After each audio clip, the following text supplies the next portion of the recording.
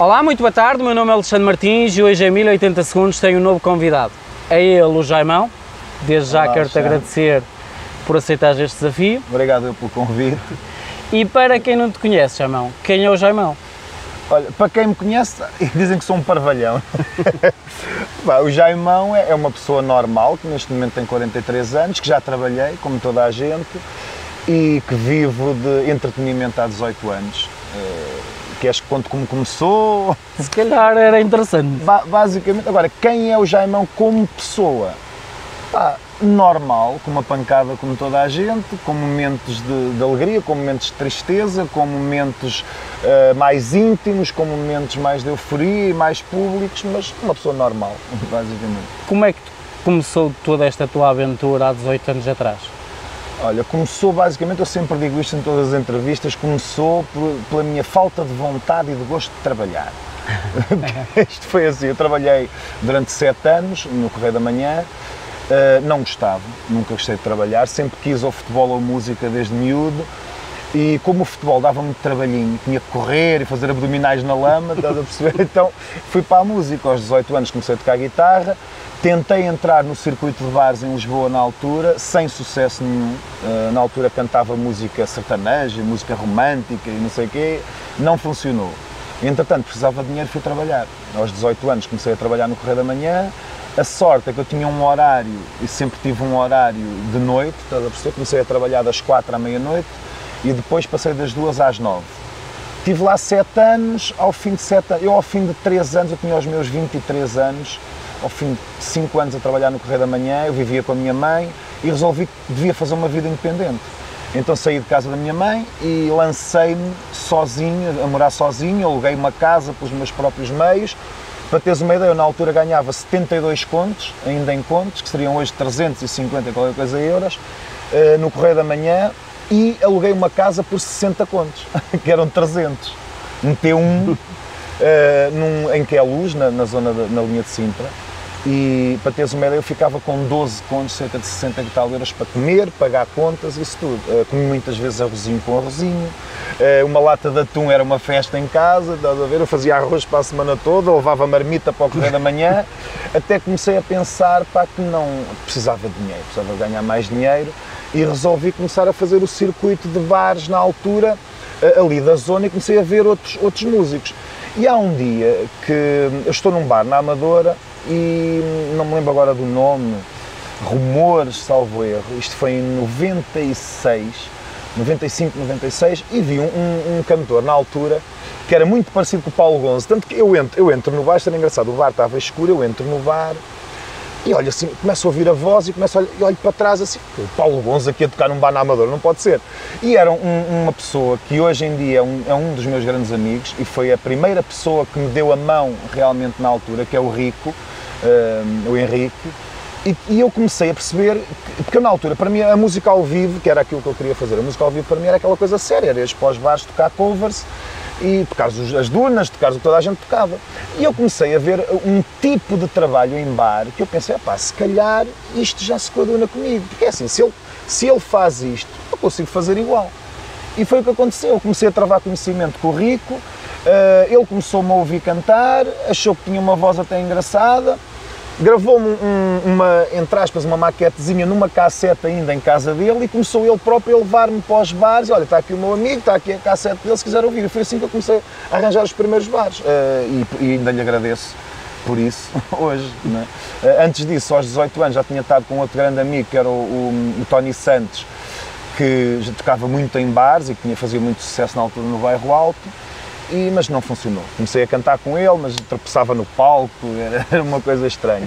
E o Rico realmente deu-me outra forma de ver o entretenimento em bares, que se podia fazer música e entretenimento sem ser aquela coisa séria, aquela coisa monótona de cantar só as versões tal e qual como elas eram. E quando eu comecei a fazer os primeiros bares, comecei a arriscar numa e noutra música a meter umas bocas minhas de improviso e vi que aquilo começou a funcionar.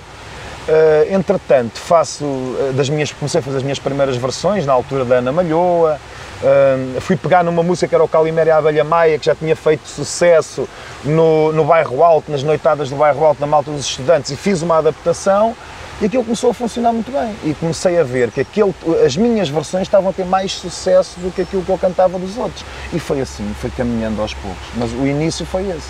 Quando falas em trabalhaste no Correio da Manhã, o que é que fazias? Eu trabalhava na parte de publicidade. Os anúncios chegavam à publicidade, passavam para a parte que na altura, não sei se ainda existe, que era a fotocomposição. Na altura os anúncios vinham escritos à mão e nós passávamos os anúncios para o computador. Depois, mais tarde, fui promovido e fui para a paginação do jornal. Já fazia aquelas maquetes dos jornais, era eu que fazia aquelas partes dos anúncios, era eu que paginava e fazia as maquetagens no computador. Tens uma noção quando é que tu realmente começas a ver que não era aquilo que tu querias para a tua vida? Eu nunca quis aquilo, sinceramente. Porque, assim, 7 anos? Eu fui trabalhar para lá porque precisava de dinheiro, né? E porque é assim, porque a minha mãe na altura, eu tinha os meus 18 e disse não quero mais estudar. Eu estava na altura, eu tinha vindo de Moimenta da Beira com 16, tinha feito o 10º ano em Moimenta da Beira e vou para Lisboa fazer o 11º. E foi uma mudança tão radical. Eu era gozado, como deves calcular, vens da província, vais para a metrópole, para a capital do Império, e és gozado, as pessoas me diziam, olha, fala lá, Xin, a change, começavam-me a gozar. E como é que eu me safei? Aliás, como é que eu comecei a ter o respeito do pessoal? Eu, na altura, fui juvenil do Benfica durante 6 meses e fui dispensado depois pelo Nené e fui jogar para o Atlético. Eu tinha muita preparação na altura, como jogador de futebol, e comecei a fazer os jogos na escola e havia os campeonatos da escola e eu, claro, era o melhor, né? Era o que corria mais. Quando os outros estavam cansados, estava eu a começar a aquecer. E então começaram, o gajo joga bem e tal, começaram-me a chamar para a equipa e tal, e foi assim que começaram a respeitar-me. Porque senão eu era o bimbinho de Moimenta da Beira que estava ali, estavam-se borrifando para mim. E foi assim que eu comecei a ganhar aquele respeito, mas a nível escolar depois não funcionou porque eu escolhi uma área que não devia ter escolhido e se calhar se tivesse ido para outra área que era a das letras, eu safava-me muito bem, que eu sempre tive altas notas em inglês, francês, português, história, filosofia e psicologia, eram áreas que eu dominava bem, tinha sempre 16 para cima, mas fui por estupidez para socorrismo, não sei porquê. Tinha matemática, era estúpido, com 16 anos, o que é que vais fazer, né? Não sabia muito bem o que queria, depois queria jogar futebol, mas cansava muito, e depois quando chovia ainda cansava mais, tinha que fazer abdominais na lama e está quieto, e na altura os campos eram pelados, doía, um gajo caía e arranhava-se, e comecei, aos 18 anos, como tinha a minha outra paixão, era a música, comecei a tocar guitarra com 18 anos, já tarde. A primeira guitarra foi o meu pai que me deu, custou 45 contos, ainda me lembro. Partia passado não sei quanto tempo, deixei-a cair e partia, e quando comecei a trabalhar no Correio da Manhã, juntei dinheiro durante 3 meses, vivia com a minha mãe ainda, e comprei a minha primeira guitarra com o meu dinheiro, que ainda hoje a tenho. Já tenho aquela guitarra, já tenho 25 anos para aí. Acaba quase por ser um amuleto. Está em casa, está neste momento no meu estúdio, ainda está inteirinha, está como nova. Foi uma guitarra de 12 cordas que comprei, nunca me esqueço. Custou-me 80 contos na altura. E foi ali que eu comecei a aprender ali e na altura comecei a tocar, que eu adorava músicas de Bob Dylan e tudo, porque eram músicas simples de tocar e eu comecei a tocar também harmónica em simultâneo com a guitarra e comecei a fazer assim. Por isso é que eu ainda hoje consigo tocar guitarra, harmónica e cantar ao mesmo tempo, porque foi assim que eu me habituei, a fazer versões de Dylan, da Joan Baez, as coisas mais simples que eu conseguia tocar. Tudo que tivesse 2, 3 acordes para mim estava bom. E foi assim, eu fui para o Correio da Manhã, principalmente porque a minha mãe virou-se para mim e disse, não queres estudar mais? Eu cheguei ao 11º, chumbei 2 vezes, e ela disse, não queres estudar, vais ter que ir trabalhar, que eu não estou aqui para sustentar chulos, foi mesmo assim. E foi a melhor coisa que ela fez, sinceramente, porque assim, o pouco que eu gosto de fazer, de trabalhar, acho que escolhi a melhor profissão que é que tenho hoje, que eu passo muito tempo sem fazer nada, ou pelo menos aparentemente, não é? E foi assim que tive que ir trabalhar. E primeiro ela arranjou-me um trabalho na segurança, estava eu no Jumbo de Alfragida, não me lembro, como segurança na SOV, sabes, com as mãos atrás das costas. Queria ir à casa de banho, tinha que pedir autorização, tinha meia hora para almoçar, isto era para sair do meu posto, despir a farda, comer, voltar a vestir a farda e voltar para o posto. E o primeiro susto que eu apanhei foi quando eu cheguei e trabalhávamos 4 dias, folgávamos 2. Eu estava no Marquês de Pombal, ia viver com a minha mãe, ia para o Jumbo de Alfragide, de autocarro de manhã. Primeiro dia eu chego e começo a ver os horários. Ora, primeiro dia 8:11, segundo dia 16:23, terceiro dia 16:23, quarto dia 8:11. Eu, opa, 3 horinhas, primeiro dia de trabalho, isto não é nada, as pessoas trabalham 8 horas, quando chego lá e visto a fora, estou todo contente, chega às 11 da manhã, eu assim, bem, vou para casa, mas desculpa, você vai para onde? O meu horário é das 8 às 11, não, é das 8 às 23. 8 às 11 da noite, enganámos-nos. Olha, nesse dia, fui à hora do almoço, chorei. Estava habituado à escolinha, não fazer nada, né? Liguei para a minha mãe a chorar, ela teve que me vir buscar à noite, já não tinha autocarro àquela hora. Ainda aguentei ali 3 semanas, entretanto ela teve peninha de mim, tadinho do menino, chorava todos os dias. E eu nunca contei isto a ninguém, olha, por acaso, isto é quase como a Daniela Oliveira, que estou a dizer coisas, só falta dizer o que é que dizem os teus olhos. E então, chorava todos os dias com aquele trabalho, e entretanto eu armado em bom, sabe, agora já tenho um trabalho, vou comprar uma aparelhagem, vou comprar as minhas coisas, estava a dever aquele dinheiro à minha mãe, porque ela emprestou-me, tinha mesmo que trabalhar. Mas ela teve tanta peninha de mim que me conseguiu arranjar depois emprego no Correio da Manhã, através de um conhecido que ela tinha lá, porque eu entretanto tinha largado o futebol de 11 que eu tive no Atlético e saí também do futebol, cansei-me e saí, e fui jogar futebol de salão para o Correio da Manhã, que na altura era a melhor equipa da Europa, a melhor equipa do mundo. E eu ficava sempre no banco, claro. Nunca joguei. Treinava e ficava no banco, e às vezes nem no banco ficava.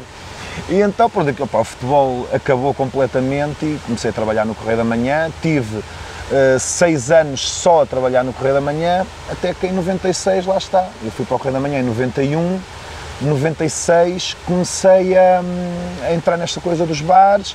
Em 97 consegui os meus primeiros bares fixos na linha de Sintra. A coisa começou a funcionar, comecei a ter público, comecei depois, entretanto, consegui um contrato para uma quinta para fazer casamentos, e era o músico da quinta, fazia casamentos de maio a outubro. Chegou uma altura em que eu, no Correio da Manhã, ganhava acho que 90 contos e já ganhava 3 ou 4 vezes mais na música, que foi em 98, e larguei o Correio da Manhã. Como é que tem sido a tua experiência de há 18 anos para cá? Quais foram os baixos, os meios caminhos e os altos caminhos? Olha, eu até uma certa altura, eu acho que sempre, dentro do meu ambiente, foi sempre a evoluir. Porque eu sou muito marrão. Eu quando comecei a ver que realmente a música era aquilo que eu queria, comecei logo desde o início a montar o meu primeiro estúdiozinho com o pouco dinheiro que eu tinha. Comprei a minha primeira placa de som, comprei um microfone mais baratinho que havia para começar logo a fazer as minhas gravações. E foi assim, eu lembro-me que na altura também tive um amigo meu que me ajudou muito, na altura que ele trabalhava numa empresa, tinha uma empresa de informática, arranjou-me o meu primeiro computador, montou-me todo para eu poder trabalhar, comprei a minha primeira placa de som, custou 30 euros, na altura 6 contos ou 7 contos, acho que era isso. E comecei a fazer, logo desde o início comecei a ter também aquele gosto por gravar em casa e produzir as coisas em casa. E até hoje, ao longo destes anos todos, consegui construir. Hoje tenho um estúdio profissional mesmo, faço produções profissionais, gravo discos, faço isso tudo, mas foi uma coisa que foi uma luta de muitos anos, comprando as coisas aos poucos, mas desde o início, além do trabalho ao vivo, eu sempre fui apaixonado pelo trabalho de estúdio e de fazer as minhas produções, fazer as minhas próprias músicas, se bem que o meu trabalho é mais conhecido por fazer versões, mas mesmo dentro das versões eu tento fazer sempre arranjos meus. Eu gravei 5 discos de originais e foram todos gravados por mim em casa, percebes? Fui evoluindo no estúdio a nível de qualidade, a nível de conhecimento, com amigos produtores como o Benito Ramos, como o Jorge do Carmo, que são grandes produtores hoje no mercado, e foi assim, fui crescendo muito lentamente. Ao vivo, as minhas versões começaram, eu a partir de 99, não sei, não me lembro em que ano é que a internet surgiu aqui em Portugal, mas se calhar 99, não sei, por aí, por volta disso, 2001. Foi que eu lembro-me que eu gravei o Boom.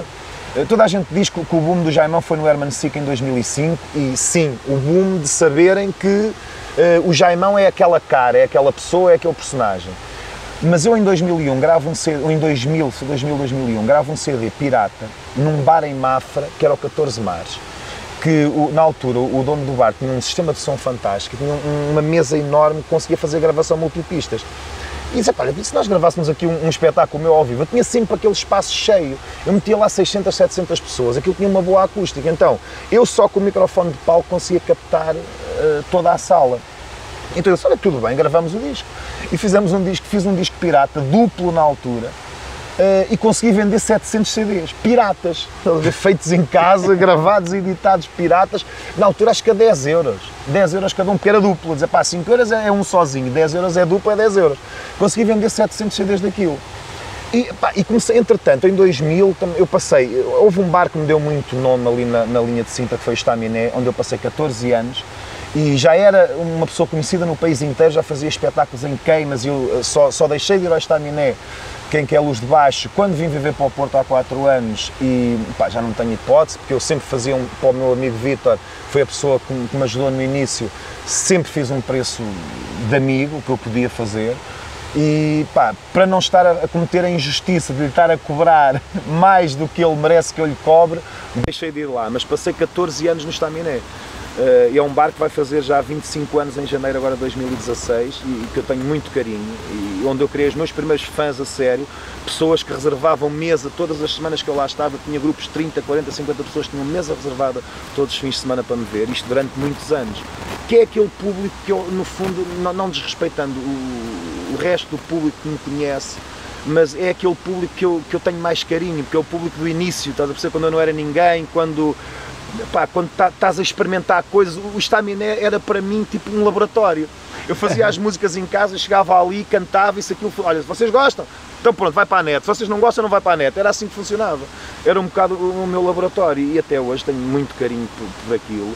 E depois disso comecei a fazer, fui para a República da Cerveja em Lisboa, e aí comecei a ter nome já, porque vinha gente de Coimbra, vinha gente de Leiria, vinha gente de todo lado para ali, porque era um lugar muito conhecido na altura no Parque das Nações.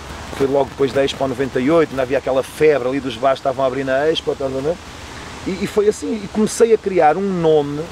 Já, por incrível que pareça, quando fui ao Herman Sick, eu já fazia desde 2004 queimas das fitas, recepções ao caloiro, concentrações a motares pelo país todo. E o Herman, claro, depois foi aquilo que me tornou conhecido a nível nacional. Eu recebi o convite para o Herman, foi uma surpresa, e foi também através de um vídeo que eu gravei num bar, em que eu fiz um DVD pirata também, ou seja, eu teve 2 momentos marcantes e 2 coisas piratas que me ajudaram bastante, que foi aquele primeiro CD em 2001, e depois foi em 2005 o CD que gravei pirata num bar em que é a Luz também. Que aquilo foi parar às mãos do Herman, recebi o convite, pá, eu lembro-me que na altura eu achava que era tanga. Quando me ligaram a primeira vez da produção, achava que me estavam a dar tanga, que era alguma amiga minha a gozar.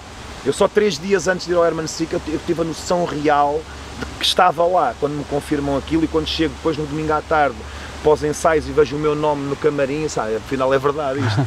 Mas eu sempre achei... Pensavas que era para os apanhados. Era, opa, ou alguém a gozar comigo. Mas eu sempre achei desde o início que o Herman me convidou lá para me fazer o mesmo que fazia a Linda Reis, que fazia aos outros, estás a ver, para me gozar. E foi engraçado ver que ele notou-se e conseguiu, e hoje em dia consegui uma amizade com o Herman e um respeito com o Herman, que não é comum. E ligo-lhe algumas vezes, e sempre que ele faz anos e Natal estamos em contacto, e sempre que ele tem um espetáculo cá para cima agora, eu estou lá e ele faz questão de estar comigo, pá, e ficou esse respeito mútuo, apesar de eu já ser fã dele há muitos anos, mas nunca tinha tido contacto, e daquela primeira impressão de eu achar que ele me ia gozar, notei que estava ali uma pessoa que era para mim o maior humorista português, e ainda é para mim, e é o pai de todos nós, e que me respeitou, e respeitou fundamentalmente a minha maneira de ser, o trabalho que eu ia fazer ali, que apesar de ter sido na altura escandaloso, deu muita audiência, e assim, se eu olhar hoje para trás assim, voltavas a fazer o mesmo, digo-te que não, possivelmente não faria aquela figura, mas ajudou a impulsionar, ajudou por um lado a dar muito má imagem, mas também ajudou-me a ter um impulso a nível nacional que nunca teria tido sem aquilo. E a verdade é que tivemos 1.400.000 e tal espectadores naquele dia que eu estive, enquanto eu estive no ar, e batemos no dia a Quinta das Celebridades, que na altura era impossível o Herman Sick bater um programa da TVI. Estamos a falar em que ano? Em 2005, 29 de maio de 2005. Como é que surge o teu nome, Jaimão? Curiosamente, surge por um projeto infantil que eu tinha em 95. Ainda estava eu naquela, pá, o que é que eu vou fazer à vida, não sei o quê. Eu tinha umas músicas que tinha escrito infantis, e na altura fui falar com uma produtora que era a NZ Produções, que lançou os Excesso, e eu fiz-lhes a proposta de ter um disco infantil, que não foi aceito, que eles acharam que aquilo não tinha pernas para andar. E entretanto o Jaimão surgiu porquê? Porque eu sempre fui grande, né? Tenho 1,84 m, e eu pensei, pá, isto era giro, Jaime, para as crianças são pequenas, eu sou grande, é giro, o Jaime é o Jaimão. E engraçado que o nome que ainda uso hoje para um trabalho ordinário nasceu de um trabalho infantil, o nome seria para um projeto infantil. Eu tinha feito uma maquete com 3 músicas gravadas em estúdio na altura, que a minha mãe me ofereceu, pagou, mas né? E ainda tenho hoje essa maquete, por acaso, encontrei há pouco tempo para lá guardada, mas o nome surgiu, é um contrassenso, mas surgiu de um projeto infantil, por acaso. Vou pegar aqui numas questões que me enviaram quando coloquei o teu banner. Alguém fez perguntas extraordinárias. Qual foi o melhor espetáculo que tiveste? Rita Silva de Braga. Olha, curiosamente, o melhor espetáculo que eu tive, para mim, foi em Braga. E porquê? Foi na Queima das Fitas não, que isto é um pecado, desculpa pessoal, Braga é Enterro da Gata. Se eu digo Queima das Fitas, matam-me. É como em Faro, não se pode dizer Queima das Fitas, é Semana Académica. Foi no Enterro da Gata, em Braga, em 2006. Foi a primeira vez que eu faço uma queima com o Kim Barreiros. Nunca tinha conhecido o Kim Barreiros, conheci-o naquele dia e estavam 22 mil pessoas, foi o meu maior público até hoje, nunca mais tive tanto público, e fazer aquilo num palco com 18 metros, que é aquele palco mais conhecido aí no país, é assim redondo, enorme, tem 18 metros de largura, e eu sozinho em palco para 22 mil pessoas, com playbacks, voz e uma guitarrinha acústica, para teres a ideia. E metade do espetáculo foi feito com guitarra acústica e voz, e 22 mil pessoas a cantar. Ainda hoje tenho imagens daquilo e foi o momento mais emocionante para mim. O que é que sentiste nesse momento? Opa, a primeira coisa que nunca Antes senti medo. E depois? Acreditas que nunca senti medo? Senti orgulho, pensar assim, epá, claro que aquilo veio na sequência, lá está, do Herman Sick e daquele sucesso todo do Herman Sick, mas eu pensar assim, epá, cheguei aqui, consegui chegar aqui e hoje estou a cantar com o rei da música popular. Fazer a primeira parte do Kim Barreiros, era um sonho, percebes? Uma coisa, chegar, pá, estou aqui com o Kim Barreiros. E o mais engraçado é que eu faço, o Kim chega sempre muito atrasado, eu nestes anos já fiz para aí umas 10 ou 12 queimas e recepções com o Kim Barreiros, depois dessa, e é engraçado, e eram as únicas vezes que não era cabeça de cartaz, era com o Kim Barreiros. Fui só uma vez, não, foi uma vez, foi com o Kim Barreiros sempre, e foi uma vez com os Blessed Mechanism. Foi a única vez que não fui cabeça de cartaz, depois disso fui sempre cabeça de cartaz. Com o Kim Barreiros é engraçado, eu acabo o espetáculo, eu na altura despia-me e fazia striptease em palco, uma loucura de bem. E vestia-me das doces, vestia-me com saltos, fazia umas cenas maradas. E eu lembro-me de estar a sair do palco, e o Kim está cá fora à espera. O pessoal tudo a aplaudir, e mais uma, não sei o quê, eu a sair do palco. E está eu a descer as escadas do palco e está o Kim assim de braços cruzados com aquele riso tradicional. Olá, tens cá um cagueiro. Foi a primeira coisa que o Kim me disse, não nos conhecíamos de lado nenhum e foi ali naquele momento, foi as primeiras palavras que ele me disse. E disse, pá, parabéns, pá, aqueceste bem o pessoal, obrigado. E subiu para o palco. Opa, e hoje, olha, temos uma amizade, lá está, ficou, já fizemos muitos espetáculos juntos em festas académicas. No outro dia estive com ele na terra dele em Vila Praia de Âncora, agora é mais fácil, porque estou aqui mais perto, né? E fui ver o espetáculo lá, e jantar com ele e tudo. Opa, e ao longo deste caminho é giro que vais criando amizade, e eu já tive o privilégio de criar amizade com algumas pessoas que eram meus ídolos, como foi o caso do Rui Veloso, do Herman, do Kim Barreiros. São coisas que ficam para a vida. Isso para mim é um orgulho, entende? Estavas-me a perguntar o que é que sentiste. Sinto orgulho. E não sinto aquela coisa, sou o maior, não, sinto orgulho. E pensar assim, pá, como é que um gajo, com o percurso que eu tenho, feito na internet, porque ao fim e ao cabo eu fui feito na internet, e agradeço a quem fez a internet lá nos Estados Unidos, senão eu não tinha a hipótese de estar onde estou. Está bem que lá está, a televisão ajudou, fiz alguns programas de televisão que ajudaram, mas a minha base de trabalho sempre foi a internet. Tu és um youtuber? Sim, sim. Tenho milhões de visualizações no YouTube, 30 mil subscritores. Bem, como é que construíste esse caminho? Foi natural. Eu digo isto porquê? Porque hoje em dia ser um youtuber, na minha visão, não é nada fácil. Ou porque tu crias um conteúdo que ele rapidamente vira viral, exato, ou então se estiveres a criar um conteúdo que às vezes as pessoas têm muito cuidado na produção e por aí fora, aquilo pode não virar nada. Olha, curioso, já que falaste nisso, vou dar um exemplo engraçado. Sabes, claro, quando eu comecei a fazer as minhas primeiras produções eram muito más a nível de qualidade. E queres-te rir, quando eu comecei a fazer as coisas melhor, comecei a ter menos visualizações. Há coisas do caraças.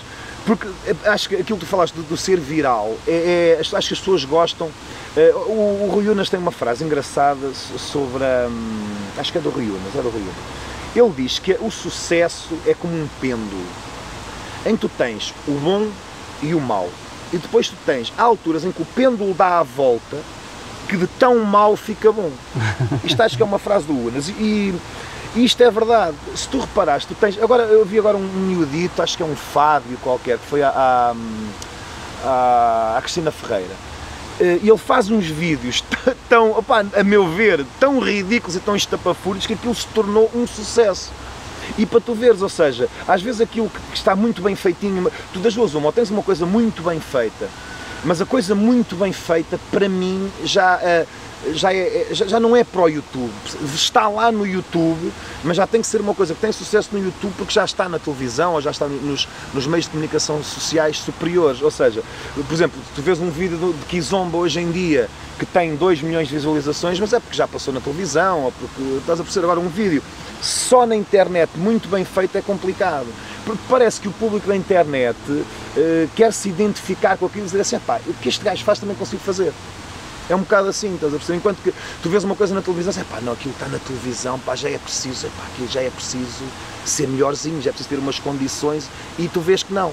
Tu consegues fazer, no teu caso, consegues fazer um trabalho bom, profissional. Olha, ninguém diria que tens as condições que tens. Eu não vou dizer que eu tenho aqui uma câmara, ó, de topo, uma Red que custou 50 mil euros, não vou dizer, mas... Podes dizer mesmo, é um telemóvel. Posso dizer, olha, é um Samsung. Um Samsung aquele Galaxy. que não tem bordas, um Samsung sem bordas. E para vocês verem, em inglês é o Edge, é sem bordas. É sem bordas. Sem bordas. Edge em inglês é sem bordas. Para vocês verem, e tens uma qualidade do caraças. Eu quando vi uma das entrevistas que tu fizeste, assim, o gajo tem umas condições, e som e imagem, e vocês sabem onde é que está metido o microfone, eu não vos digo, se vocês soubessem. Mas é assim, estás a ver, eu acho que o YouTube tem aquela coisa de qualquer pessoa ter acesso e de querer, de pensar assim, opá, o que este gajo faz eu consigo fazer até melhor. E quando eu comecei a fazer, não é muito bem feito, sabes que eu comecei a fazer as coisas um bocado mais bem feitas e comecei a ver, pá, isto não está a funcionar. E voltei a fazer mal. E quando voltei a fazer mal, voltei a ter mais visualizações. É engraçado. Eu tenho vídeos feitos com o telemóvel agora e tenho mais visualizações do que vídeos editados com uma câmara top e não sei o quê. Tu achas que é por ser espontâneo? Eu acho que sim. Aliás, eu acho que tudo deveria ser espontâneo. Logicamente que há exigências e os meios de comunicação social grandes não se podem dar a esse luxo, né? Porque há muita coisa envolvida. Mas neste caso, que é uma coisa muito própria, uma coisa gratuita, digamos assim, a espontaneidade é a melhor coisa e é o que funciona mais, que as pessoas gostam de ter alguma coisa que se identifiquem. Estás a ver? E eu acho que é isso, tanto o Facebook como a internet criou mini estrelas mundiais e nacionais e mundiais e tem a ver com isso, da pessoa pensar que pode fazer aquilo. Estás a ver? A própria Mia Rose bem do YouTube. A Mia Rose, a Ana Free, tens alguns casos e cada vez mais tens o próprio Justin Bieber começou assim. Com uma guitarra, com 12 ou 13 aninhos a tocar e a cantar, pá, como vês, e depois tornou-se, claro que estamos nos Estados Unidos, né, ou em Inglaterra, em Portugal tu fazes um vídeo a cantar e se for possível bloqueiam-te o vídeo que é para não levantares muito a cabecinha, mas são outras histórias. Tem aqui uma outra questão que é, quais são as tuas referências artísticas? João Pedro de Leiria. Olha, Leiria, olha, vou lá estar agora. Mas não sei se a entrevista vai para o ar na altura. Para a semana vou estar na recepção ao Calor de Leiria, quarta-feira. As minhas referências desde sempre, eu acho que a minha maior referência é o Hermano José. E porquê? Porque o Hermano, apesar de eu não fazer muito stand-up e da minha coisa ser mais musical, o Hermano é um grande músico, e um grande cantor e um grande compositor. E com uma referência que para mim, que é daqueles que é um dos maiores compositores sempre em Portugal, que é o Carlos Paião. E então, eu fui beber muito àquela coisa do Hermano, àquela de ser multi-instrumentista. Eu atualmente, enquanto que ele toca bem vários instrumentos, eu também toco vários instrumentos, mal, mas toco. E então eu tentei fazer sempre o caminho, mas mal, pronto, não tenho tanta paciência. Mas toco desde piano, baixo, guitarra, bateria, harmónica, cavaquinho, bandolim, o que se sabe. Só que aquilo é gravado em estúdio, é corta, cola e está bom. Mas a minha grande referência sempre foi essa. Representar não é muito, apesar de ter feito um filme, não é a minha cena. Fiz um filme por amizade, o Balas e Bolinhos, porque não gosto de representar. Há quem diga que correu bem, mas não gosto, não é a minha cena. Mas tirando isso, acho que é. E depois aquele humor corrosivo, aquela coisa que na altura o Herman fazia e que nos anos 80, hoje em dia é banal, não é? Mas na altura, pá, tu vês, tens o exemplo daquela cena da Ceia de Cristo, foi um escândalo e tu hoje em dia vês aquilo e é banal, não é? É uma coisa, já há coisas muito piores que aquilo. E aquela irreverência do Herman é o que eu mais me identifico, ou seja, a minha maior influência é aquela irreverência e a música, e tentar fazer, porque no fundo é assim, as pessoas dizem que eu sou comediante e que sou stand-up comedian, eu nunca me considerei um comediante, eu considero um músico, cantor, músico, entertainer, que faz, opá, a única diferença é que eu faço versões que às vezes as pessoas se riem, é o que eu acho, percebes?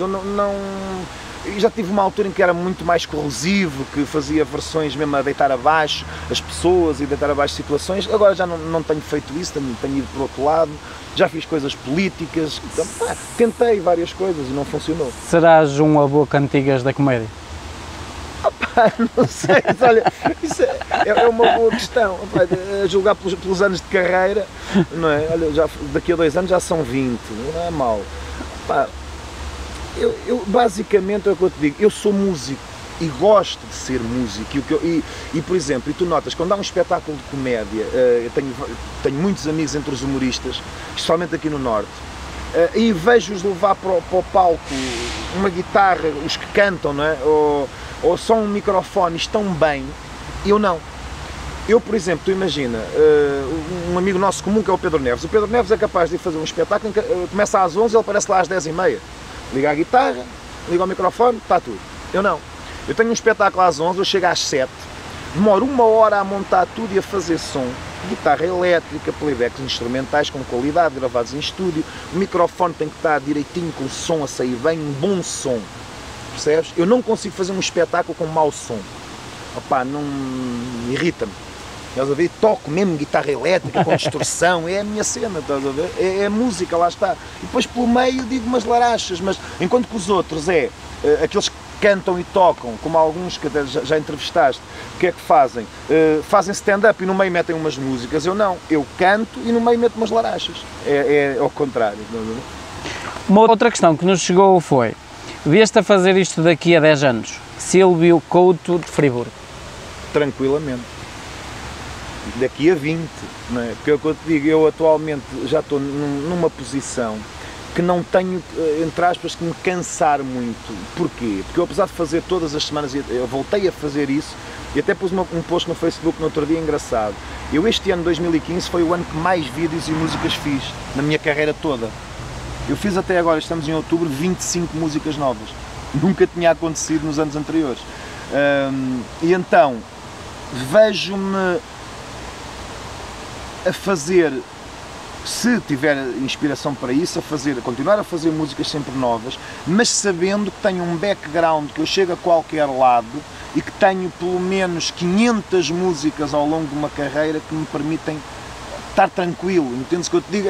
É um bocado aquela como é que se diz, qual é o termo? Tu imagina, se as coisas estão a correr mal, vais buscar qualquer coisa para aquelas bengalas, né? E hoje em dia, ao fim dos 8 anos de carreira, já tens aquelas bengalas de o pessoal não está a ligar, vai à abelha maia. Estás a ver? Olha, o pessoal não está a ligar, vai o Pingo Doce. Olha, o pessoal não está a ligar, vai. Percebes?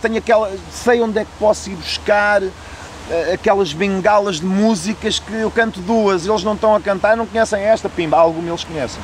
Percebes? E isso é uma segurança, obviamente. Tu achas que quanto mais crias, porque falaste ainda agora que ao longo deste ano criaste 25 novas músicas, tu achas que quanto mais crias, mais pensamentos e fluidez para novas canções te acontecem?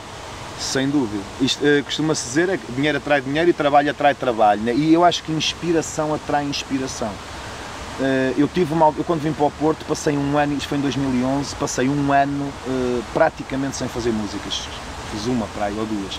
Foi uma altura de mudança, de casa, de montar casa, de trazer o estúdio de Lisboa para aqui, tive num T1 que não tinha hipótese de ter o meu estúdio, percebes, montado numa divisão só para ele, e então passei um ano em que, esse ano arrastou-se durante mais um ano. Percebes? Porque quando tu começas depois a tentar pegar outra vez, é como um motor que está parado, depois queres dar outra vez à chave, aquilo custa. E eu noto isso, se estiver parado muito tempo, depois nem me apetece. E é como aos espetáculos, eu noto uma coisa, eu atualmente tenho uma agenda de espetáculos entre 8 e 9 por mês. Este fim de semana que passou não tive, semana que vem tenho 4. Mas eu noto, passei estes 15 dias que eu passo, uma semana e meia que eu passo sem ter aqueles espetáculos certinhos de fim de semana, depois parece que custa a arrancar, percebes? É cansativo fazer 3, 4, às vezes chega a fazer 3, 4 seguidos, mas é cansativo, mas tu chegas ao segundo, terceiro, parece que já te sai tudo naturalmente, estás a ver? É um bocado assim. Qual é a grande diferença que tu vês entre fazer os teus espetáculos em Lisboa e no Porto? Se é que existem. Não existe muito. Há uma coisa engraçada que é assim, eu já me fizeram essa pergunta algumas vezes. Eu, Lisboa, tenho o meu público, os meus fãs de há muitos anos. E as pessoas que me vão ver a Lisboa, por exemplo, agora vou fazer um espetáculo no Coliseu com vários humoristas no Coliseu de Lisboa, e sei que há pessoas desse tempo de fãs que já compraram bilhete. Percebes? Eu no Porto ou em qualquer outra zona do país, tenho as pessoas que me conheciam na net, percebes? E o Porto há uma característica. O meu trabalho tem músicas muito ordinárias. Que em Lisboa é uma coisa fantástica, porque ninguém diz, não é? Mas no Porto é normal. É vírgula. Um palavrão aqui no Norte é vírgula, ou seja, as pessoas cantam as músicas, mas noto que não é, como é que tenho de explicar, não é aquele sentimento de alegria e de dizer as coisas com uma alegria do caraças, como se diz em Lisboa. Porque lá, como eles não dizem, muitas vezes, estás a perceber, quando se apanham ao pé de mim parece que é uma libertação. Aqui não, ele está a dizer aquilo, está bem, eu digo para o meu filho todos os dias, é assim. Lá não, aí pá, podemos dizer, está aqui o Jaimão, vamos dizer caralho, e aqui não, está bem, é diferente. É essa a diferença. Agora, mas noto que o carinho do público do Norte como é que tenho de explicar? Dão muito valor, se calhar porque não conhecem, ou não conhecem, não estão habituados a lidar com as figuras públicas como lá em baixo. Percebes? É como nas províncias ou no Norte é muito mais complicado tu teres acesso a figuras públicas. Lá em baixo o pessoal diverte-se, mas pronto, é o gajo que está ali a beber café. Aqui noto, olha, eu vou traduzir isto numa frase meio, não é para levar à letra, é assim, aqui no Norte parece que sou um artista, percebes? Lá sou um gajo normal, entendes o que eu te digo? Aqui, o Jaimão é artista, lá, é o Jaimão, percebes? Porquê? Porque lá... Já te veem todos os dias, normal. Já sou o gajo ali, aqui não. Então, já fazes parte da mobília. Aqui, então nas províncias ainda mais, não é? Quando eu vou fazer espetáculos a terras pequenas, é autógrafos, é fotografias, é o caneco. Aqui em Lisboa, não, quero fotografia contigo. É assim, rapaz. Quando dizes que fazes músicas ordinárias, onde é que em determinado tempo da tua vida tu começaste a pegar isso para introduzir na música? Olha, curiosamente foi porque eu queria ser, eu pensei assim, isto antes de surgir Fernando Rocha, pensei assim, o que é que eu posso fazer para fazer uma coisa que seja mesmo diferente? Porque eu tenho uma teoria de vida que é assim, em qualquer área, tu tens duas hipóteses na vida para fazer sucesso, ou és o melhor do mundo, ou és diferente. Ou és um Messi e um Ronaldo, ou és um Higuita. Percebes o que eu te digo? O Messi e o Ronaldo são os melhores jogadores do mundo. O Higuita não era o melhor guarda-redes do mundo, mas defendia de uma maneira que ninguém fazia. Era diferente. Percebes? E ouviste falar tanto no Higuita como nestes dois. Entendes? Toda a gente se lembra do Higuita. E é isto, e eu optei porquê? Como eu não era grande cantor nem grande músico, eu pensei assim, eu para ser um grande músico tenho que estudar guitarra e piano e tenho que trabalhar muito. Então por aí esquece. Pensei assim, tenho que ser diferente. E comecei a meter umas bordoadas no meio das músicas, estás a ver que aquilo começou a funcionar. Na altura, em 90 e tal, era complicado. Cantares um Calimero e uma Abelha Maia, na hora de coisa, eu calava-me porque os próprios donos dos bares. Então, o Rocha deu uma grande ajuda. Em 2003, quando aparece o Levanta-te e Ri, o Rocha dizia na televisão, Já posso dizer. Então, se ele diz na televisão, posso dizer aqui. E deu-me uma grande ajuda nesse sentido, entendes? Porque senão, ainda hoje, se não tivesse aparecido um Fernando Rocha e um Levanta-te e Ri, ainda hoje era complicado cantar certas coisas em certos lugares. Agora não, já é normal. Agora tens lata para tudo. Oh, podes dizer tudo. Mesmo às vezes eu faço algumas, não faço muitas, mas faço algumas festas dessas de rua e já cantei em frente a igrejas e tudo, logicamente que modero um bocado a linguagem pelas crianças e pelos velhotes que estão, mas às vezes os velhotes são os piores. Eu já tive públicos, Alexandre, já tive públicos que eu olho, opa, já dei por mim a olhar assim, ei, eu estou lixado, o que é que eu vou fazer aqui? E são o melhor, eu já tive velhotas de 80 anos a chorar, a rir. E miúdos com 16, 17, assim. É tempo, percebes? E tu às vezes pensas, pá, isto é malta nova, estes é que são fixes. Mentira.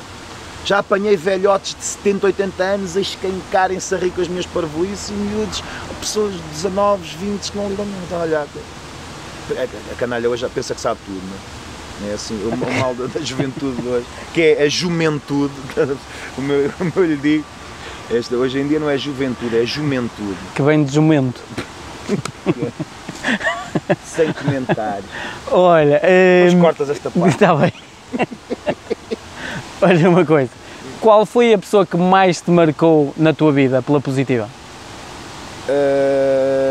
Pessoal ou profissional? Pessoal e profissional. Se quiseres, se for a mesma, fantástico. Se não for... Olha, a pessoa que mais me marcou pessoalmente foi o meu avô. Foi o meu avô porque fui criado com ele em Moimenta da Beira e foi uma das minhas primeiras referências e foi das primeiras pessoas que me deu valor. A minha avó arreava-me no focinho por tudo e por nada. A minha avó arreava-me por 2 motivos, era por tudo e por nada. E o meu avô era o que me defendia e era o que à socapa me aparava, entre aspas, os golpes, né? E foi a minha grande referência a nível pessoal e talvez profissional, porque tu quando constróis uma boa pessoa, constróis uma pessoa de sucesso, constróis um profissional de sucesso. Depois o meu pai, porque o meu pai teve, apesar de estar longe, de estar separado da minha mãe, viver no Algarve, eu viver em Lisboa, o meu pai foi uma pessoa que sempre escreveu, sempre lançou livros de poesia, já no fim, ele era inspetor da judiciária, mas depois, no fim da vida, resolveu dedicar-se à escrita, à poesia, que foi uma paixão dele, e lançou 2 livros de poesia. Veio daí talvez um bocado aquela influência de escrever. E atualmente acho que a pessoa mais importante na minha estabilidade pessoal e profissional atualmente é a minha atual namorada. Que desde que eu vim para o Porto é a pessoa que me deu um equilíbrio, sabes? Também estou com outra idade, né? Estou com 43 anos e é lógico que a idade também traz essa maturidade. Mas a teres um equilíbrio emocional em que tens uma pessoa que compreende a tua carreira e respeita e aceita a tua carreira, independentemente do trabalho que faças, se é uma coisa que vai ofender ou não, não é problema dela, entendes? É um problema que é meu, ela está lá, apoia-me, diz-me o que acha que está para ela mal ou não, se eu devia fazer isto ou não, mas respeita o meu espaço e respeita a minha profissão e respeita, e também é artista, não é? E sabe que compreendo o facto de, apesar de sentirmos falta um do outro, de eu ter que viajar muito para espetáculos, mas finalmente tenho uma pessoa na minha vida que, não sendo da minha área, é da área artística e entende perfeitamente a minha profissão. E acho que isso são pilares, porque eu preciso de um pilar forte em casa, percebes? Eu se não tiver um pilar forte em casa, eu não ando bem em espetáculos, em composição, em nada. O que é que o teu avô te ensinou? O meu avô fundamentalmente ensinou-me,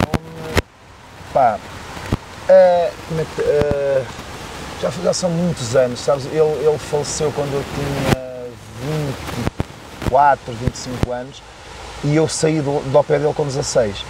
Mas ensinou-me fundamentalmente a ser firme, e há uma característica que eu tenho que às vezes pode ser confundida com mau feitio, que é saber defender-me. Sabes o que é? Ele sempre me disse, tu nunca ataques ninguém, mas se te atacarem, defende-te, sempre. E eu acho que criei uma resistência, desde miúdo, que tenho essa coisa, não chatei ninguém, agora não me chateiem, percebes? É um bocado assim.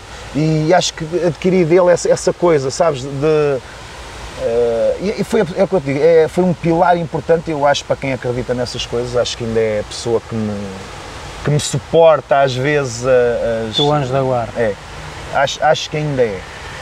E o teu pai, o que é que tem sido para ti? O meu pai, lá está, não tive muito contacto, mas foi aquela pessoa, olha, que nunca me chateou. Sabes aquele pai que está... para teres uma ideia como é que era o meu pai, eu vivia em Lisboa, ele em Faro, e há um dia que eu soube que ele veio a Lisboa e não me disse nada. Andava para lá, passeando, não me disse nada. Eu assim, liguei, tu vieste a Lisboa e não dizes nada ao teu filho? Nem sei de ti, há 6 meses que não dizes nada. Filho, não te preocupes, as más notícias correm depressa. Estás a ver? Ou seja, esta tranquilidade do meu pai também foi buscar um bocado aquela coisa de bonacheirão, estás a ver? Pá, está tudo tranquilo, não se passa nada. Deixa andar, pá, as más notícias correm depressa, percebes? Isso, são algumas coisas que parece que não, um bocadinho daqui, um bocadinho dali, ajudam a construir a tua personalidade.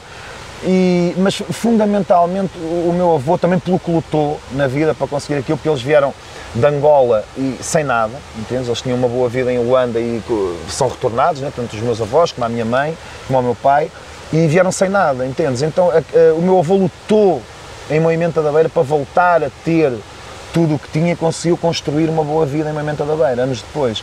Ou seja, é um exemplo também de luta, chegou a ser presidente da junta de freguesia, percebes? Presidente do clube de futebol, e é uma referência também pela luta e por uma coisa muito importante. E tu podes falar do Jaimão artista, dizer que é um palhaço, que é um ordinário, que faz não sei o quê. Agora, falar mal do Jaimão Pessoa, ou do Jaime, neste caso Pessoa, que eu distingo sempre as duas coisas, o Jaimão é um personagem, distinguir a pessoa Jaime do artista Jaimão e quem me conhece como Jaime, saber fazer essa diferença, estás a entender? Eu acho que isso é muito importante e o meu avô ensinou-me que, no fundo, sermos boas pessoas, sabes? Ser boa pessoa e ser respeitado. O meu avô era muito respeitado na vila, entendes? E isso é uma coisa que eu guardo para mim. Podes não respeitar o Jaimão, estás no teu direito, e não gostar do trabalho do Jaimão, mas da pessoa Jaime podes não gostar, mas é bom que conheças primeiro, entendes? É isso que eu guardo mais dele. É interessante porque falas já há bocado de um dos grandes pilares da tua vida, que hoje em dia é a tua namorada. O que é que ela tem ensinado ao longo destes anos que tens estado com ela? Olha, tem-me ensinado a ser ponderado, tem-me ensinado a não ser tão impulsivo e a pensar mais antes até de responder ou antes de tomar determinada atitude. É como eu te digo, tu quando estás em situação de defesa constante, também pela minha profissão, não é?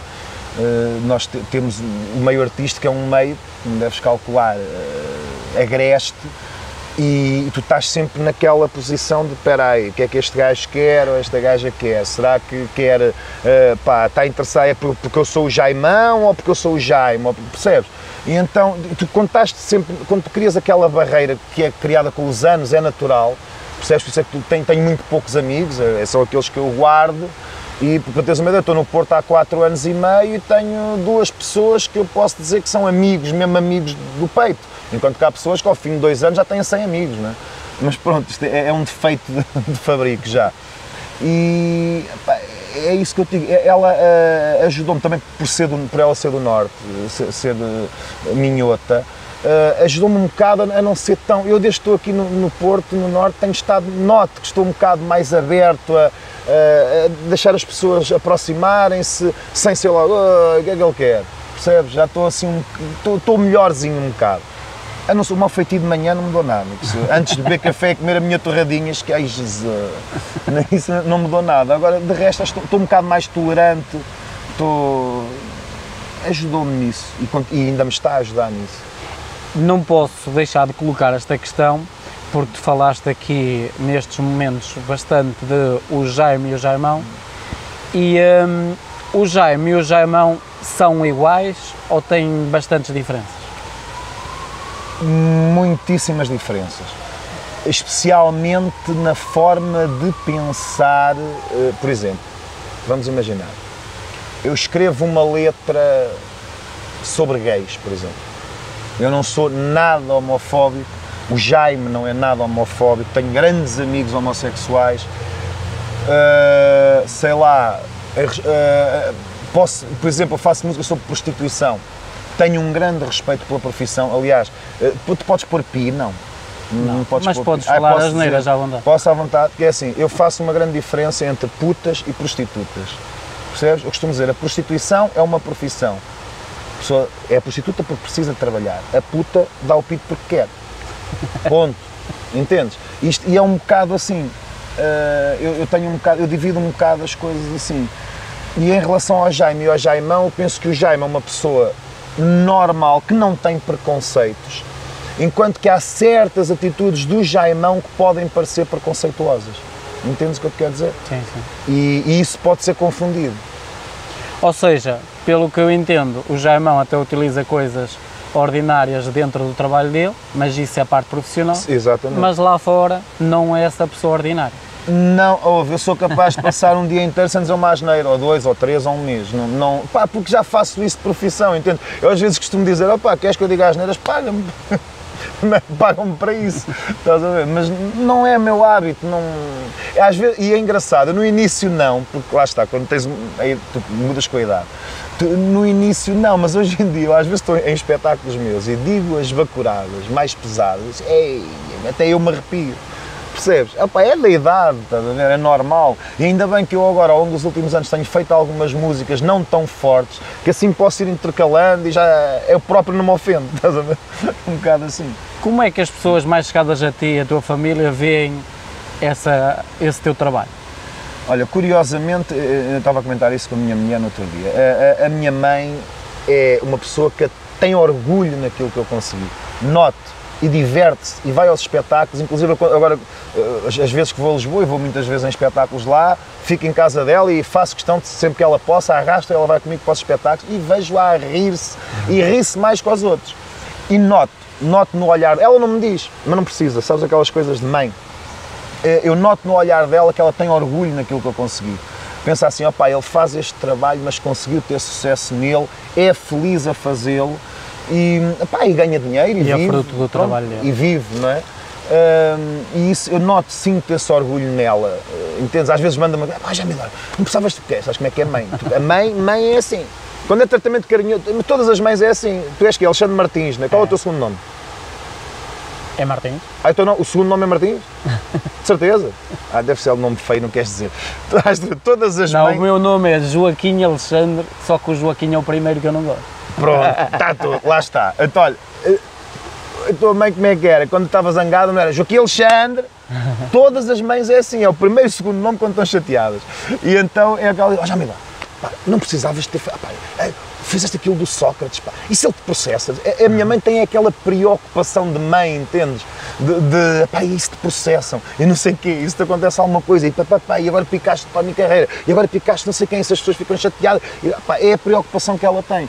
Mas de resto, quando eu não faço esse tipo de ofensa assim gratuita, há tempos que não faço, noto o orgulho que ela tem. Percebes? E a minha mulher, lá está, é o meu apoio, sinto que tem orgulho também naquilo que eu faço e naquilo que construí, com o pouco como é que te de explicar? Isto é o que eu te digo, é como tu consegues fazer um grande trabalho com o pouco que tens, porque é muito fácil, tu agora ires para uma novela da TVI ou ires para um reality show e, percebes? Agora, tu conseguires manter uma carreira de 18 anos, feita a pulso, basicamente na internet, e feita basicamente ao vivo, que é onde eu acho que qualquer artista devia ter a sua base, que é no ao vivo, e é aí que tu ganhas fãs, é aí que tu ganhas realmente um estatuto, dizer, aquele gajo... Porque, olha, eu já tive muita gente que olham para os meus vídeos e depois vêm-me ao vivo e dizem, eu não tinha noção que isto era assim, eu via os vídeos em casa e não achava grande piada, tu és um espetáculo. Percebes? E isso para mim é fantástico, tu veres as pessoas a irem aos espetáculos e dizerem, é dos melhores elogios que me podem fazer, é dizerem, eu não gostava nada na net, mas ao vivo... É diferente. Percebes? E é a cena que... É como ver um jogo de futebol em casa e ver no estádio. Exatamente. Não tem nada a ver. Percebes? A emoção é outra, o contacto é outro e isso para mim tenho orgulho, no fundo é o que eu estava a dizer há bocado. Sem vedetismos, sem aquela coisa de sou conhecido, não. Basicamente eu tenho orgulho de pensar assim, eu comecei com pouco, comecei na internet, fui construindo a minha carreira aos poucos, devagarinho, lentamente, mas firme. Isso para mim é motivo de orgulho só. Quais são os teus 3 principais valores como pessoa? Opa, olha, acho que sou uma pessoa, não chatei ninguém, não, pá, deixo as pessoas viverem. Sou uma pessoa que, quando sou amigo, posso ter poucos, entendes, Alexandre? Posso ter poucos amigos e é engraçado, eu sou capaz de dar, porque se é um amigo meu, dou, e se ele não me retribui, não me incomoda. É assim, eu não gosto é de ingratidão. Quando eu falo ingratidão, é a pessoa, tu ajudas a pessoa e a pessoa depois deita-te abaixo ou trata-te mal. Agora, se a pessoa foi ajudada e não te ajudou de volta, pá, não me importa, porque é assim, às vezes aquela pessoa pode não poder. Não é porque, imagina, não é porque tu estás muito aflito e eu te empresto 1000 euros, por exemplo, e eu sei que tu não podes, que eu vou ficar chateado se tu a seguir não me emprestares 50. Se calhar não me custa emprestar-te 1000, mas a ti custa-te emprestar-me 50, percebes o que eu te digo? Uhum. Ou seja, eu não fico nada preocupado com isso. E por um amigo verdadeiro, que são poucos, faço o que for preciso, desde que eu possa, não é tal coisa. Opá, e acho que sou um bom namorado, penso eu. Acho que em casa sou uma pessoa, opá, que ajuda, que está presente. Como tenho uma vida muito fora e muito em espetáculos, tento dentro de casa estar o mais presente possível. Não sou daqueles gajos que está a jogar PlayStation quando a mulher está ali ao lado, assim, e eu não sou assim. Qual foi o momento mais difícil que tiveste na tua vida que te fez crescer? Olha, provavelmente foi a fominha que eu passei entre 95 e 96, porque como eu tinha dito no início, eu aluguei uma casa por 60 contos, ganhava 72 e aquilo obrigava-me a fazer uma ginástica muito grande. Eu ia de transporte, tinha um passe que me custava na altura, acho que 2 contos ou 1000 e tal escudos, ou 2 contos, para ir para o Correio da Manhã trabalhar. E eu chegava, já me fizeram esta pergunta, olha, já alguma vez te deitaste com fome? Eu, muitas vezes. E acho que é a única coisa que nenhum ser humano deve passar é ir para a cama e pensar, estou cheio de fome. Eu muitas vezes me deitei com dores no estômago, com fome, não tinha mesmo dinheiro, entendes? Eu comecei a tocar em bares por meia dúzia de tostões. Olha, eu cheguei eu lembro-me numa altura de ir tocar e o que me sobrou daquele espetáculo foram 4 contos e fui comprar pão, arroz e manteiga. Lembro-me disto perfeitamente. E aquele arroz, eu faço um pacote de arroz numa panela assim grande e aquele arroz deu-me para a semana toda.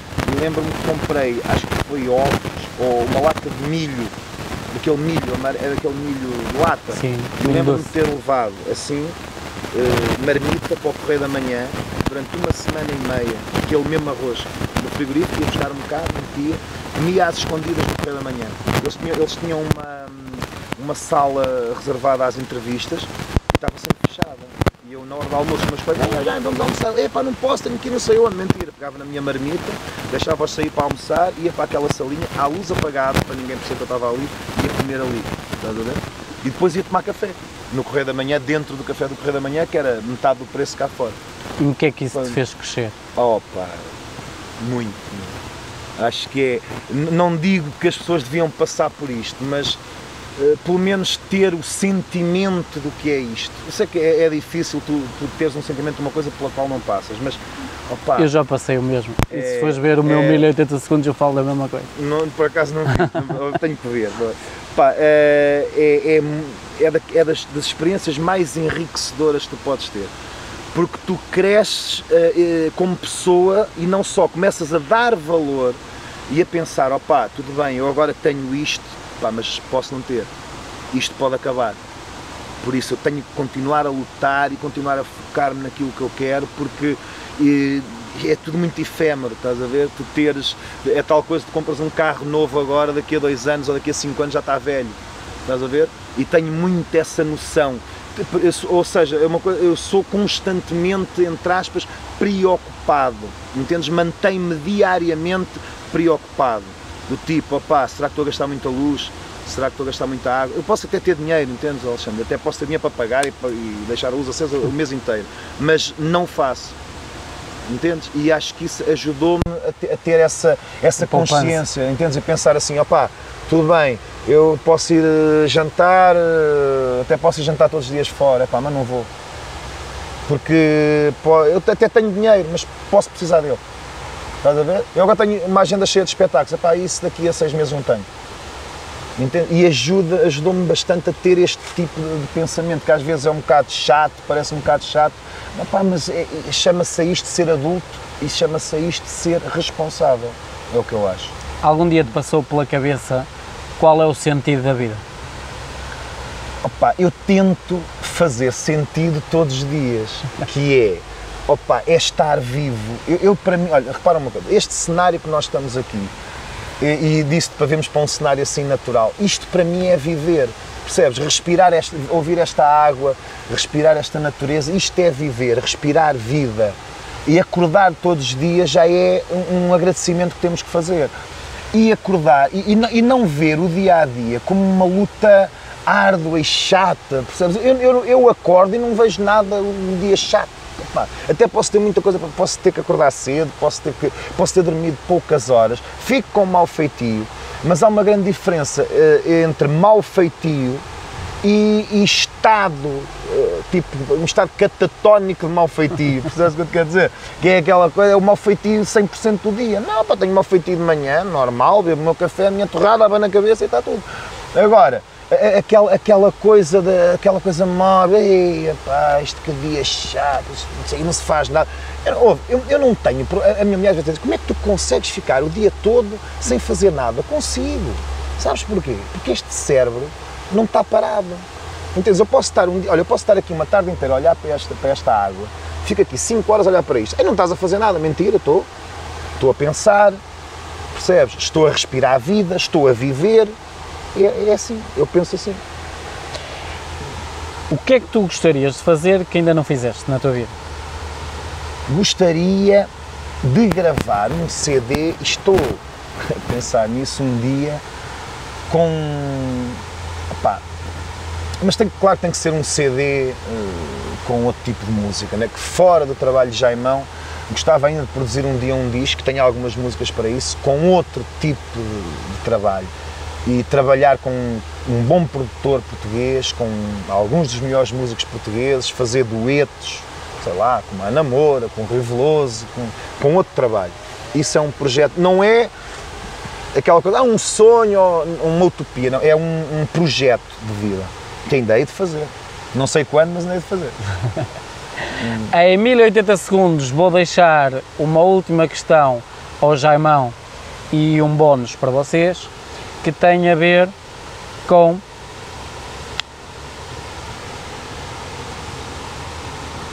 se tivesses a possibilidade e todos os recursos disponíveis para ti, o que é que tu gostarias de fazer pelo mundo? Pá, 1€ não chega. E sei que isto é para não dar respostas à Miss Portugal ou à Miss Mundo, não é? À Itália. À Miss Itália, sei lá. À Miss, pronto. Isto é assim, se eu tivesse talvez o dinheiro de um Mark Zuckerberg ou de um Bill Gates, uma coisa te garanto, não o punha em fundações. Porque eu não acredito em fundações. Porque cheira-me, e se calhar não estou muito enganado, que a maior parte do dinheiro que vai para as fundações fica lá e não chega ao destino que devia. E também acho que há muito interesse no mundo, principalmente dos poderosos, de alguns poderosos do mundo, que as coisas corram mal. Que dá jeito. Dá jeito para o armamento, dá jeito que as pessoas passem fome, dá jeito. Porque é assim, é possível resolver a fome no mundo. Acho que basta um milionário americano consegue resolver a fome em África, mas não resolve. E sabes porquê? Porque não convém. É a minha teoria. Acho que não convém. E então, se eu pudesse, e se fosse um desses, claro que era morto ao fim de 6 meses. Não? Aparecia morto, dava-me um tiro e o caneco. O que eu faria era juntar uma equipa imensa que fosse para o terreno e realmente alimentar as pessoas, realmente dar condições, mas é preciso muito dinheiro. Construir casas, Estás a ver, tu chegares, por exemplo, a Moçambique, ou chegares a Angola, a Luanda, e teres aquelas barracas e pá, o que é isso? De despejar sacos de arroz para lá? Isso é ridículo, percebes? Mas também não convém. Não convém que as pessoas, dá jeito que essas pessoas estejam mal, para alguns poderosos. E estares a querer mudar isso, era preciso uma imensidão de dinheiro e de recursos que algumas pessoas no planeta o têm, mas não convém. Percebes? Eu acho que não posso deixar de colocar esta questão porque tem a ver com uma pessoa que tu falaste várias vezes ao longo de 1080 segundos sobre ela e eu nunca coloquei nenhuma questão sobre ela, que tem a ver com a tua mãe. O que é que a tua mãe significa para ti? Um pilar. Basicamente, é assim, eu saí de casa com 23 anos, ou seja, eu há 20 anos que não vivo com ela. Mantemos sempre o contacto, obviamente, eu agora estou no Porto, ela vem cá algumas vezes, eu vou lá muitas vezes em espetáculos. Existe, a minha mãe, além de ser um pilar, é também uma referência de quê? A minha mãe era chefe de setor na Polícia Judiciária, ou seja, ela mandava, ela era aquela pessoa autoritária, ela fazia escalas de serviço, ela mandava em homens, entendes? E ela tem, ainda hoje, ela tem aquela coisa austera, aquela coisa de mandar, sabes? Inclusive em mim, eu tenho 43 anos e ela é que manda e acabou. Estás a perceber? Ela é capaz de chegar à minha casa, já me Eduardo, porquê que não metes isto aqui? Porquê que isto não faz aqui? Vá legal, depois vai embora e que eu volto ao mesmo sítio, estás a ver? Mas admiro principalmente uma coisa nela, que foi, separou-se do meu pai quando eu tinha 5 anos e nunca mais teve nenhuma relação séria, nunca mais viveu com ninguém e conseguiu, e admiro-lhe muito a luta que ela teve, porque eu vivi com os meus avós até aos 16 porque ela não tinha hipótese de meter em Lisboa, não foi porque ela não quis, e admiro-a muito por isso. Ela vivia num quarto, eu passava as férias com ela naquele quarto e ela dava-me a oportunidade de ver que ela realmente não podia ter-me ali, e a primeira oportunidade que ela teve de me ter com ela fez, comprou uma casa a pagar as prestações e levou-me para lá. E isso, aquela luta dela e aquela admiração, eu digo uma coisa, com as pessoas eu tenho muito essa coisa de admirar e respeitar a pessoa e a luta que essa pessoa tem, percebes? Eu admiro muitas pessoas por isso, pelo que são e pela luta e pela capacidade que têm de sofrimento e de luta. E a minha mãe, isso é uma lutadora. O que é que ela te ensinou? E ensinou-me fundamentalmente a escolher o meu caminho e a deixar-me escolher. A minha mãe nunca foi aquela pessoa, quando eu larguei o futebol, diz, é sempre a mesma coisa, quando eu fui é sempre a mesma coisa, mas nunca me disse, não faças isto, não faças aquilo. E quando eu lhe disse, olha, vou largar o Correio da Manhã e vou para a música, Jaime Eduardo, vê lá o que é que vais fazer. Só me disse isto. Tens a certeza? E eu, Jaime Eduardo. Tenho. Exatamente. E ela, a pergunta dela foi, tens a certeza?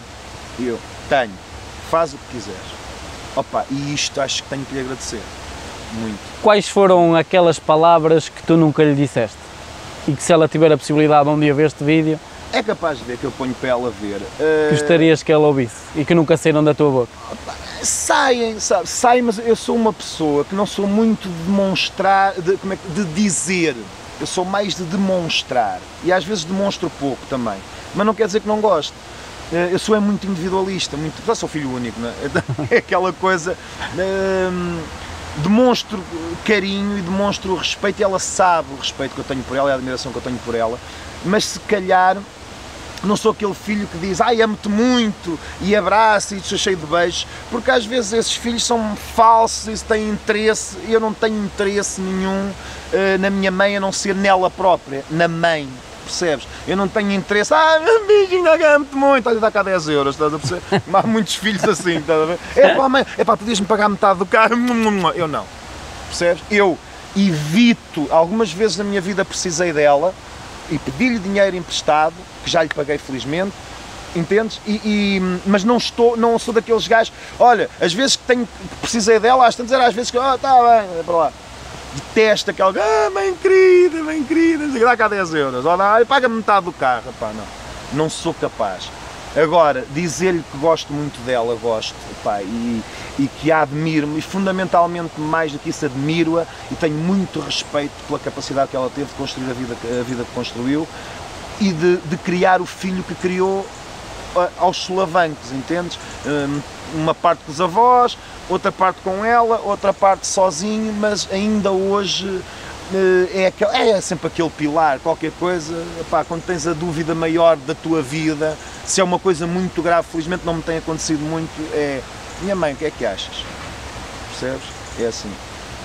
O que é que tu sentes quando ouves falar com carinho da tua mãe? Ou seja, pessoas que te falam a ti com carinho é o que da eu tua digo, mãe. orgulho, de dizerem, olha, a tua mãe era, a tua mãe foi, a tua mãe fez, olha, a tua mãe era uma pessoa espetacular nisto. É um orgulho para mim saber que tenho uma mãe espetacular como o filho. É assim. Foram 1080 segundos com o Jaimão. Se quiserem colocar alguma questão ao Jaimão é muito simples, basta enviar um e-mail para esc@1080segundos.com, irei direcionar esse e-mail ao Jaimão e será ele o próprio a responder às vossas questões. Depois as minhas 23 secretárias vão responder, obviamente não é. Gostaria que comentassem, partilhassem e dessem feedback sobre estes vídeos, porque quando estão a fazer, automaticamente estão a dar sinais positivos aos canais de distribuição, sinais esses que este conteúdo é interessante e que outras pessoas devem ter acesso a eles. A ti, Jaimão, só quero agradecer por estes 1080 segundos. Obrigado por tudo. Obrigado, eu. Olha, muita sorte para o teu programa, epá, e que um dia estejas no mínimo, mas no mínimo, no horário nobre da TVI. Até um próximo 1080 segundos com um novo convidado.